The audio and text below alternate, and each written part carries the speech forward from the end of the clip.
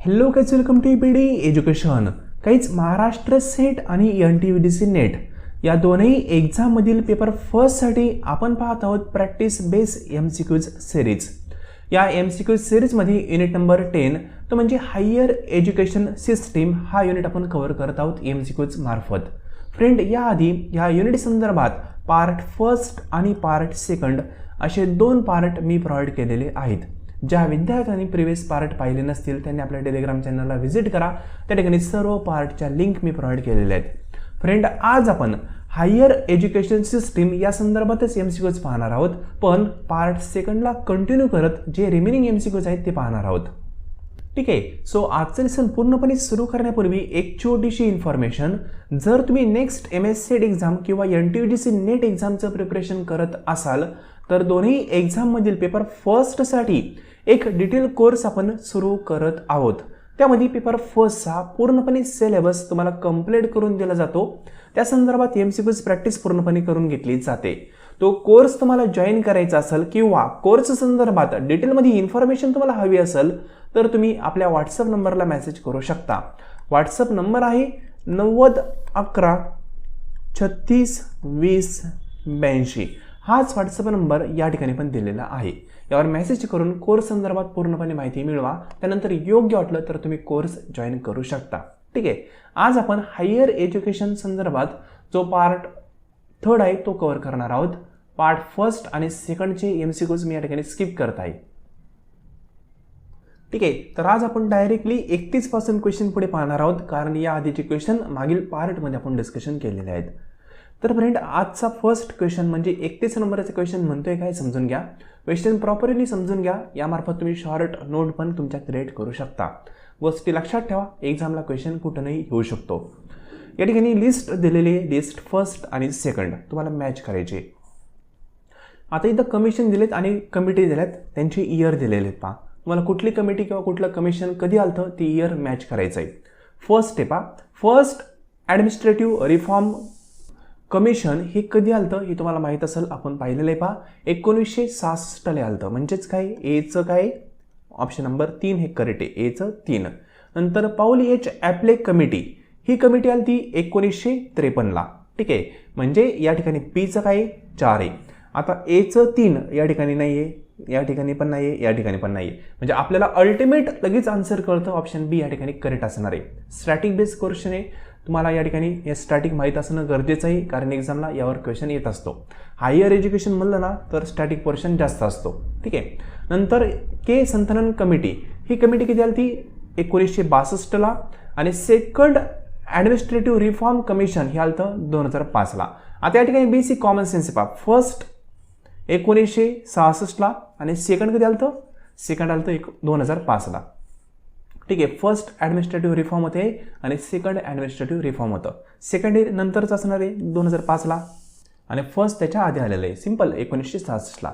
Basic आहे, static portion आहे, लक्षात ठेवा. एक्झामला क्वेश्चन येऊ शकतो, कुठलाही पॉईंट घेऊन ते एक्झामला क्वेश्चन तयार करू शकतात. नेक्स्ट आहे question number 32. The idea of 4 pillar of education वाज सजेस्ट बाय.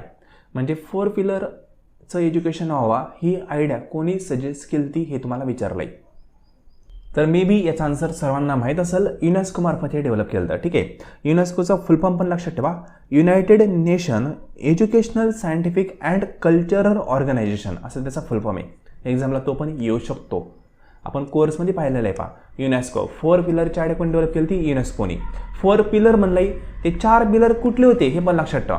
त्यातलं फर्स्ट पिलर होतं लर्निंग टू नो, हे फर्स्ट. सेकंड होतं लर्निंग टू डू.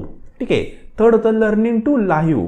ठीक आहे. आणि जे लाईव्ह टुगेदर आणि जे 4 नंबरचं होतं ते होतं लर्निंग टू बी. ठीक आहे. हे 4 नंबरचं होतं. असे 4 पिलर होते. ते 4 पिलर लक्षात ठेवा. एक्झामला कुठलाही पिलर विचारू शकतात. असं विचारतील की युनेस्को मार्फत थर्ड पिलर कुठलं डेव्हलप केलं तर माहीत पाहिजे आपल्याला. ठीक आहे. सेकंडवालं कुठलं होतं ते माहीत पाहिजे. तर या ठिकाणी लक्षात ठेवा, 4 पिलरची आयडिया युनेस्को मार्फत डेव्हलप केली ते 4 पिलर कुठले ते या ठिकाणी तुम्हाला दिलेले आहेत. ठीक आहे. Next question 33 number. The name of the plan to increase enrolment in the higher education institute is. म्हणजे हायर एज्युकेशन जे इन्स्टिट्यूट आहेत त्यामध्ये स्टुडंटचं एनरोलमेंट वाढलं पाहिजे त्यासाठी कुठला प्लॅन डेव्हलप केला होता हे तुम्हाला विचारलंय. आता रुसा तो प्लॅन होता, सर्वांना माहीत असेल, राष्ट्रीय उच्चतर शिक्षा अभियान. ठीक आहे, रुसा उच्चतर म्हणजे काय, हायर एज्युकेशन असा अर्थ येतो. सिंपल. तर या ठिकाणी लक्षात ठेवा, ही सर्व शिक्षा अभियान हे लहान मुलांसाठी. बोथचा काही संबंध नाही, ननचा काही संबंध नाही. सिंपल. कारण सर्व शिक्षा म्हणजे सर्वजण शिकले पाहिजे. मग ते लहानापासून मोठ्यापर्यंत सर्व शिकले पाहिजे. मग हे लहान मुलांसाठी, शाळेसाठी सर्व शिक्षा अभियान. आणि हायर एज्युकेशन म्हणलं तर राष्ट्रीय उच्चतर शिक्षा अभियान हे लक्षात ठेवायचं. रुसा हे हायर एज्युकेशनचं आहे. सिंपल. मग हायर एज्युकेशनमध्ये इनरोलमेंट वाढलं पाहिजे, त्या अनुषंगाने रुसाचं डेव्हलपमेंट केलं होतं. ठीक आहे. Next question 34 number. The university of Allahabad was founded in the year. आता अलाहाबाद युनिव्हर्सिटी कधी आली ती सर्वांना माहीत असेल, 1887 आली ती. ठीक आहे, 87 लक्षात ठेवायचं.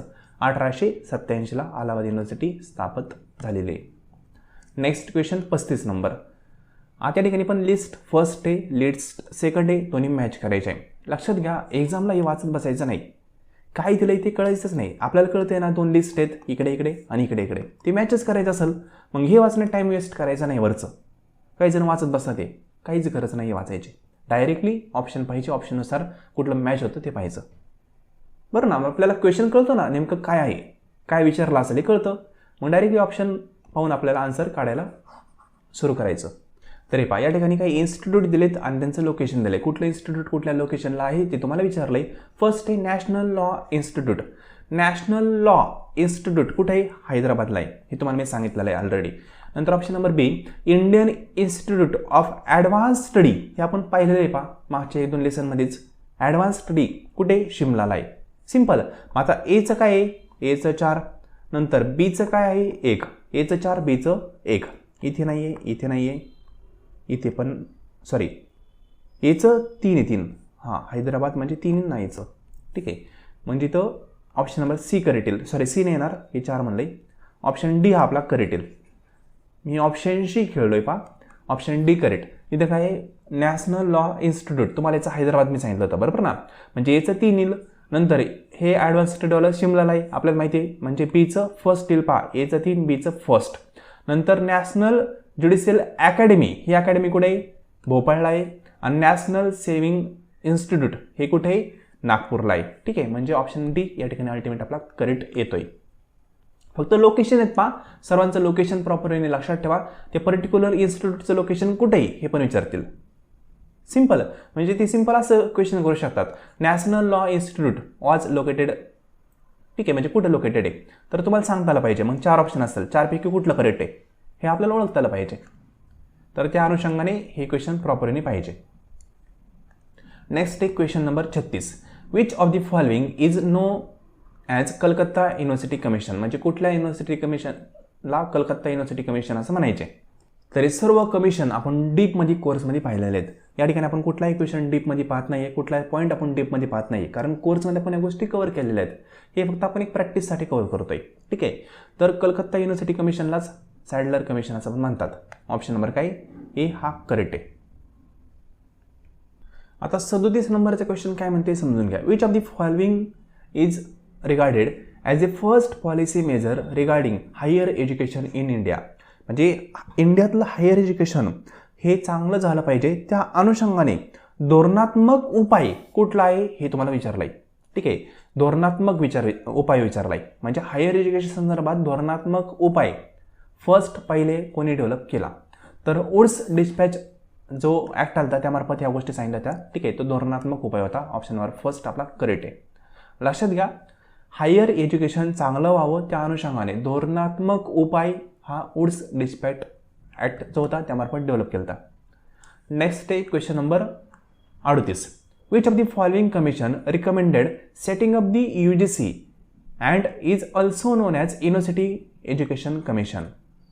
म्हणजेच काय, या क्वेश्चनमध्ये काय म्हणले त्यांनी, UGCची स्थापना करा असं कोणी रिकमेंड केलं होतं, आणि ज्यांनी काय रिकमेंड केलं ना त्याला आपण असं पण म्हणतो युनिव्हर्सिटी एज्युकेशन कमिशन. म्हणजे पहिली गोष्ट, ए या व्यक्तीने काय केलं होतं, UGCची स्थापना करा असं सांगितलं, आणि ए या व्यक्तीलाच काय म्हणतात, युनिव्हर्सिटी एज्युकेशन कमिशन म्हणतात. मग ए म्हणजे कोणी हे तुम्हाला विचारलंय. ठीक आहे, एचं दुसरं नाव त्यांनी दिलंय, पण त्याचं पहिलं नाव काय ते तुम्हाला विचारलंय. तर त्याचं पहिलं नाव आहे राधाकृष्ण कमिशन. सिंपल. ऑप्शनवर फर्स्ट आपला करेक्ट आहे. राधाकृष्ण कमिशनलाच युनिव्हर्सिटी एज्युकेशन कमिशन म्हणतात. त्यांनी सांगितलं होतं UGC स्थापन करा. Next question number 39. National knowledge commission म्हणजेच NKC वॉज हेडेड बाय. तर तुम्हाला सर्वांना माहीत असेल कारण आपण कोर्समध्ये प्रॉपरली पाहिलेलं आहे. ठीक आहे, नॅशनल नॉलेज कमिशनबद्दल. तर सम पित्रोदा यांच्यामार्फत त्याचं नेतृत्व पाहिलं जायचं, म्हणजेच ते यांच्यामार्फत हँडल केलं जायचं. ठीक आहे, सम पित्रोदामार्फत. नॅशनल नॉलेज कमिशन हे सम पित्रोदांचं आहे, लक्षात ठेवायचं. नेक्स्ट आहे क्वेश्चन नंबर 40. आता काय म्हणलं समजून घ्या. Which of the following percentage figure was recommended by both Kothari commission and national policy that should be spend on education 1986. म्हणजे Kothari commission plus national education policy. ठीक आहे, कुठली 1986ची. या दोघांनी मिळून असं सांगितलं की एज्युकेशनवर आपल्या GDPच्या काहीतरी पर्सेंटेज खर्च झाले पाहिजे. ती पर्सेंटेज किती होती ते तुम्हाला विचारलं आहे. तर या दोघांचं मिळून असं म्हणणं होतं की 6% आपल्या GDPचा जो पण 6% भाग असेल तो एज्युकेशनवर खर्च केला पाहिजे. ठीक आहे, असं त्यांचं म्हणणं होतं. तर ऑप्शनवर काय म्हणजेच 6% हा करेक्ट आहे. AB सोडून द्या, 6% एक करेक्ट आन्सर आहे. ठीक आहे, तर कोठारी कमिशन आणि नॅशनल पॉलिसी जी होती एज्युकेशन संदर्भातली 1986 वाली, त्यांनी सांगितलं होतं GDPचा जो पण ग्रॉस डोमेस्टिक प्रोडक्ट आहे त्याच्या 6% तुम्ही खर्च करा एज्युकेशनवर, जो की आत्ता पण होत नाही आहे. नेक्स्ट आहे म्हणजे लक्षात घ्या, रिकमेंड केलं तर ॲक्सेप्ट केलं का नाही तो पुढचा भाग. ॲक्सेप्ट केलंच नव्हतं ते, कारण 6% अमाऊंट खूप मोठी होती आणि गव्हर्नमेंट आपलं असं नाही आहे की शिक्षणावर एवढा खर्च करत नाही आता. ठीक आहे, म्हणजे 6% खर्च केला ना तर शैक्षणिक दर्जा खूप वाढेल. गव्हर्नमेंट स्कूल कॉलेज जे आहेत ना ते खूप चांगल्या क्वालिटीचे होऊ शकतात. पण इतका खर्च आपल्या एज्युकेशनवर केला जात नाही गव्हर्नमेंटमार्फत की जो करणं गरजेचं आहे, पण नाही करत गव्हर्नमेंट. ठीक आहे, त्यांनी रिकमेंड केलं तर मानलं नाही गव्हर्नमेंटने, सोडून द्या. Next question number 41. काय म्हणलं समजून घ्या. Which of the following pairs of authorities are the top of hierarchy in the case of central university. म्हणजे जी पण सेंट्रल युनिव्हर्सिटी ना त्याच्या टॉप लेवलला कोण व्यक्ती असतात ते तुम्हाला विचार आहे. सेंट्रल युनिव्हर्सिटीच्या टॉप लेवलला जसं कॉलेजमध्ये प्रिन्सिपल असतात तसं सेंट्रल युनिव्हर्सिटी जे आहे त्याच्या टॉप लेवलला कोण असतं? व्हिजिटर असतो आणि चान्सलर असतो. सिम्पल आहे. ठीक आहे, चान्सलरला आपण कुलपती असं म्हणतो. ठीक आहे, चान्सलर आणि व्हिजिटर हे दोघं असतात टॉप लेवलला सेंट्रल युनिव्हर्सिटीच्या.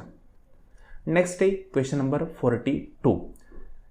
EHEI stand for. ठीक आहे, EHEIचा फुल फॉर्म तुम्हाला विचारला आहे. फक्त करेक्ट फुल फॉर्म लक्षात ठेवा, रॉंग वाचूच नका. त्याचा करेक्ट फुल फॉर्म आहे equity in higher education index. Equity in higher education index याचा फुल फॉर्म आहे. ठीक आहे, मग इंडेक्स काय आहे ते लक्षात ठेवा. तर बेसिकली ना हे इंडेक्स एक स्पेशल इंडेक्स नाही आहे, याच्या आत खूप सारे इंडेक्स आहे. जसं आपण म्हणतो ना मी शिकतोय, एज्युकेशन घेतोय म्हणजे काय, तुम्ही खूप सारे वर्ग पार केलेले आहेत. तशातला पार्ट आहे equity in higher education index. हे एक सिंगल इंडेक्स नाही आहे, याच्या आत खूप साऱ्या इंडेक्सचा संच आहे. मग त्यामार्फत ज्या पण युनिव्हर्सिटी आहेत इंडियामधल्या किंवा अदर कुठल्या पण असतील त्या सर्व युनिव्हर्सिटीमध्ये एकता आहे का, समानता आहे का, सर्व विद्यार्थ्यांना एकरूपीने भावना भेटते का. ठीक आहे, म्हणजे एकरूपीने वागणूक दिलं जाते का, सर्वांमध्ये फेअरनेस आहे का. ठीक आहे, इक्वल ऑपॉर्च्युनिटी विद्यार्थ्यांना भेटते का वेगवेगळ्या युनिव्हर्सिटीमध्ये, त्या सर्व गोष्टी या ठिकाणी पाहायला जातात आणि इक्विटी मेंटेन करण्याचा प्रयत्न केला जातो युनिव्हर्सिटीमध्ये. ठीक आहे, याच्यामार्फत लक्षात ठेवा एक कॉम्प्रिहेन्सिव्ह कन्सेप्ट ही. सिंगल ही फक्त इंडेक्स नाही आहे. शब्द इथे इंडेक्स आला म्हणजे एकच इंडेक्स आहे का नाही, याच्या आत खूप सारे इंडेक्स आहे. इंडेक्स म्हणजे आपण म्हणतो की जे आपलं सामाजिक असेल आर्थिक असेल त्या सर्व गोष्टी यामध्ये ॲड केलेल्या आहेत. तिथे म्हणले पहा सोशिओ इकॉनॉमिक स्टेटस. ठीक आहे, नंतर जेंडर इक्वॅलिटी आहे का सर्वत्र, त्या गोष्टी त्यात पाहिल्या जातात. नंतर question number 43. National literacy mission was establish in. तर नॅशनल लिटरसी मिशन हे इस्टॅब्लिश झालं 5 मे 1988ला. ठीक आहे, 5 मे 1988ला इस्टॅब्लिश झालं. 15 ते 35 वयोगटाच्या विद्यार्थ्यांसाठी होतं आहे. सिंपल लक्षात ठेवा. इथं म्हणलेच पहा 1988. हे पहा गव्हर्नमेंट ऑफ इंडियामार्फत 5 मे 1988ला आणि इथं एज ग्रुप पण दिलेला आहे पहा 15 ते 35 वय. ठीक आहे, ह्या विद्यार्थ्यांसाठी मिशन होतं. Next question. API stand for. म्हणजे APIचा फुल फॉर्म काय होतो ते विचारलंय. रिपीट करेल फुल फॉर्म फक्त प्रॉपर जो करेक्ट आहे तो लक्षात ठेवायचा, बाकीचं वाचायचं नाही प्रॅक्टिस करताना. तर अकॅडमिक परफॉर्मन्स इंडिकेटर हा त्याचा करेक्ट फुल फॉर्म आहे. तुम्ही रॉंग जर वाचत बसले ना तर एक्झामला कन्फ्युजन होतं. त्यापेक्षा आत्ता अभ्यास करताना म्हणतोय मी, जो करेक्ट आहे ना तो फक्त वाचायचा. ठीक आहे, असं जर क्वेश्चन विचारला ना तर सगळे ऑप्शन पाहिजेच नाही, फक्त करेक्ट ऑप्शन आपल्याला पाहिजे आहे, डायरेक्ट आन्सर त्याचं पाहून. याचा फुल फॉर्म लक्षात ठेवा का, academic performance indicator. API score असतो शिक्षकांना, त्यांचा परफॉर्मन्स API स्कोअर मार्फत कॅल्क्युलेट केला जाऊ शकतो. नेक्स्ट क्वेश्चन आहे 45. National council of educational research and training was establish in. तर 1961ला एस्टॅब्लिशमेंट झालं. तर ऑप्शन नंबर फर्स्ट आपला करेक्ट आहे. ठीक आहे, लक्षात ठेवा national council of educational research and training कधी 1961. हे सर्व इयर जे असतात ना, कुठलं कमिटी कुठलं कमिशन कधी काय आलं ते एका पेजवरच लिहायचं सर्व गोष्टी, म्हणजे कन्फ्युजन होत नाही. वेगवेगळ्या ठिकाणी वेगवेगळे लिहिले ना कन्फ्युजन होऊन जातं. एका खाली एक सर्व गोष्टी एका लाईनमध्ये लिहून टाकायच्या. त्याला लईत माझ्या मते 2-3 पेज लागतील सर्व ॲक्ट वगैरे लिहायला. ठीक आहे, पेपर फर्स्ट संदर्भातले तर लिहून काढायचे आणि कधी पण टाईम भेटला का वाचत जायचं. एक काळ असा येईल की सर्व गोष्टी तुमच्या विथआउट एनी डाऊट ठीक आहे क्लिअर राहतील, पाठ राहतील, कन्फ्युजन होणार नाही.